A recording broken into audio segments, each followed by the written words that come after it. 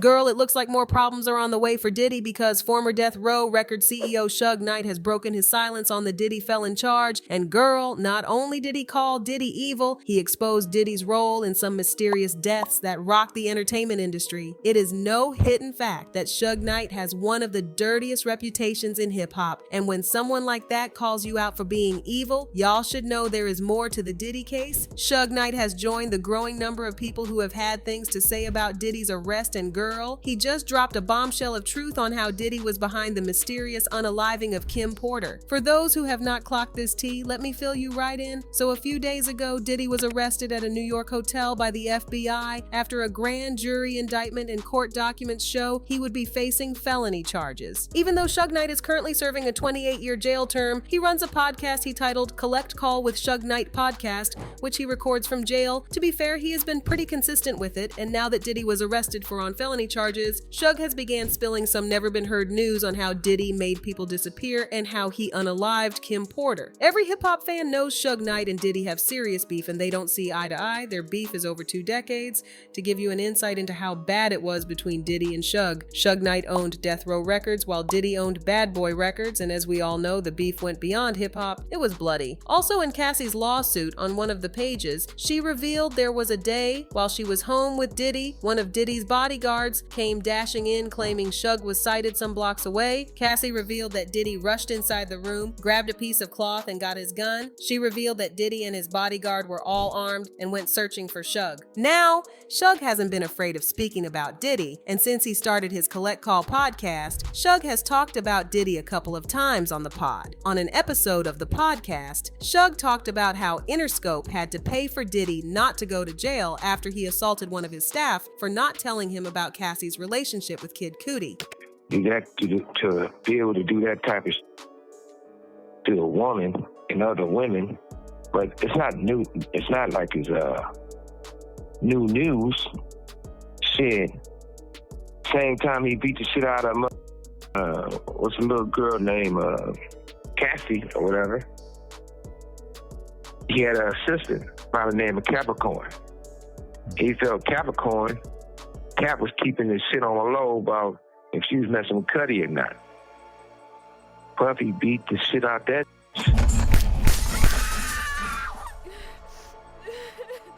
Not only did he beat the shit out of her, it was an Interscope person, the Interscope check that paid her to settle before he wouldn't go to jail. And talking about the Homeland Security raid, Shug revealed that the raid happened because Diddy had incriminating evidence on some powerful people that they had to take down. Shug didn't stop exposing Diddy there, and he exposed Diddy for being fruity. Shug talked about how Jimmy Irvine called him to his offices telling him to stay clear off Diddy, and that he didn't want anything to happen to him because he was Clive Davis's lover. I tell the homies, give me a minute. Jimmy said, man, I'm here because Clive Davis called me, and him and Puffy is real tight, and, love it. So I thought he was talking like they got love for each other. So, all right. He said, yeah, they are lovers. I said, well, why you keep saying that? I said, look, all these, you saying they lovers like they're sucking? He said, I don't want to say that, but that's what it means, right? I said, okay. He said, Clyde don't want that to happen to Puff. He said, but this guy ain't going to be able to do this business because we know what he did. What they did. But then, while fans had their fingers crossed for an update from the feds over Diddy's felon charge, Shug Knight dropped a truth bomb and accused Diddy of being behind a couple of unsolved deaths in Hollywood, including the death of Tupac Shakur and Kim Porter. Over the years, people have pointed accusing fingers at Diddy, accusing him of being behind the death of Kim Porter. They also claim he has a dark history, and anyone who has messed with him has either ended up dying or narrowly escaping meeting their maker. In an interview with The Art of Dialogue, Gene Deal, who used to be Diddy's former bodyguard, revealed that Diddy abused Kim and she tried to fight back the best way she knew how to. He recalled one incident when Kim had to use a corkscrew to get Diddy off of her. One night when they were at home at Kim's house on 110th Street, he wanted to, put his hands on her in the wrong way. And Kim took one of those corkscrews and ripped his wrists up and hit an artery. And when she did that, he had to rush over to St. Luke's Hospital. I met him over there to the hospital. It was me, him, and Kim in the hospital when he was bleeding like crazy. Incident with him and Kim. when she wasn't taking that, she wasn't gonna take that ass whooping, and she got him off of him the best way she could.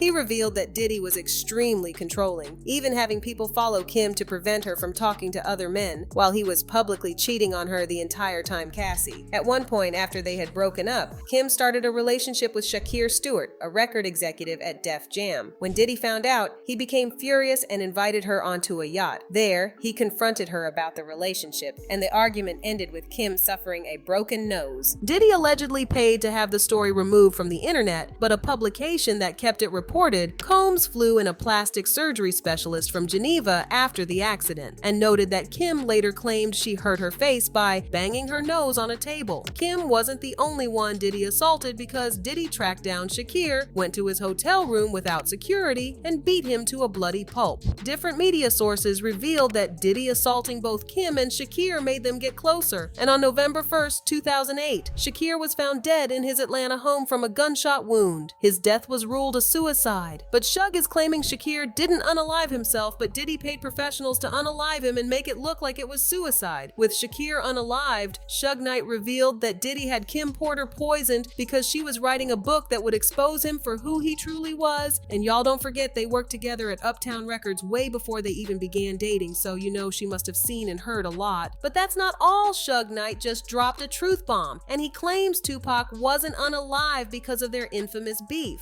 According to Shug, the real reason why Diddy put money on Tupac's head was because Kim Porter was in love with him. A few months ago, Las Vegas Police Department announced the arrest of Keith over the death of Tupac, but Shug is now shifting the narrative, suggesting Tupac's death had nothing to do with the rivalry, but happened because he had a romantic connection with Kim Porter. Gene Deal, who used to be Diddy's bodyguard, revealed that before the whole Bad Boy and Death Row beef, claimed Diddy and Tupac used to be cool, but he could tell what went wrong that led to them beefing. Bruh, all the people in the industry know at one time, Pac and Puff was like this.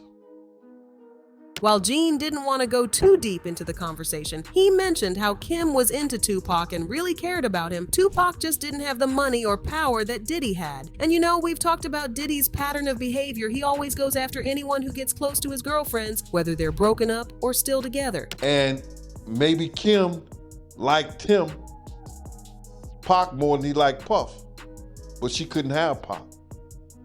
And Pac didn't have the money that Puff had. To cover up for his crimes, Shug claims Diddy put money on Biggie Smalls' head to make it look like he was unalived by people from Death Row Records as some sort of revenge for the death of Tupac Shakur. Unaliving people just because they were involved with your girlfriend is a whole new level of evil. I think I speak for everyone when I say we're all relieved that Diddy is finally behind bars and will have to face the consequences of his actions. Shug Knight spilling the tea on how Diddy was behind some unexplained deaths in Hollywood had fans talking, and they left comments saying, "Us OG's been known about Puffy, not just the hit on Tupac, but his people who died around him, and his SA and Miggett lead to others higher ups. Say what you want about Suge, but he is a stand-up dude when it comes to the street code. All that ain't for me, but I can respect someone who lives by those codes. Puffy is the one who killed hip-hop. He made being fake and corny cool. After Tupac and Biggie, and when Suge went to jail, this music was never the same. In fact, I can't stand what it's become. Ticked it better when Suge Knight and Death Row Records was rocking it. The West Coast. To hell with Puffy, let him suffer, and I hope they get him. I've been waiting for his deletion since 1997. So, do you think Diddy was behind all these deaths? Or do you think Shug Knight is making all these up because he dislikes Diddy? Let me know what you think in the comments, then check out this next video.